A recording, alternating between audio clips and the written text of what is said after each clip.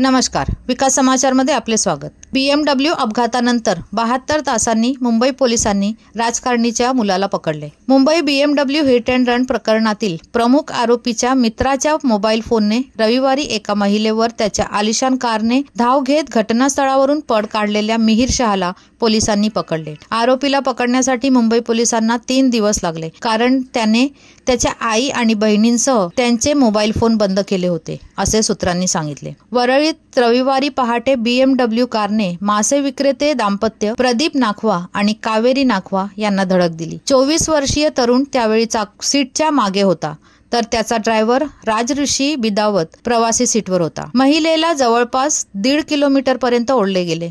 त्यानंतर शहा आणि बिदावत यांनी जागा बदलली आणि कार उलटताना तिला पुन्हा खाली पाडले, असे पोलिसांनी सांगितले। त्यानंतर ते पळून गेले आणि तेव्हापासून शहा बेपत्ता होते।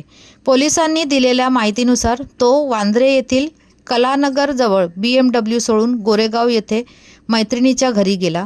प्रेयसीने आपल्या बहिणीला तिच्या घरी आल्यानंतर अपघाताची माहिती दिली, तिला उचलले आणि बोरिवली येथील त्यांच्या घरी नेले।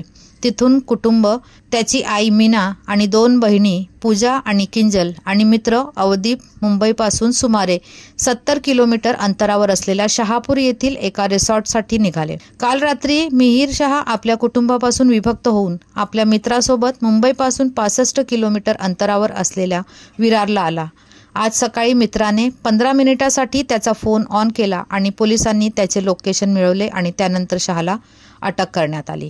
धन्यवाद। वसईहून मी शहनाज शेख, विकास समाचार। चॅनलला लाईक, शेअर, सबस्क्राईब जरूर करा।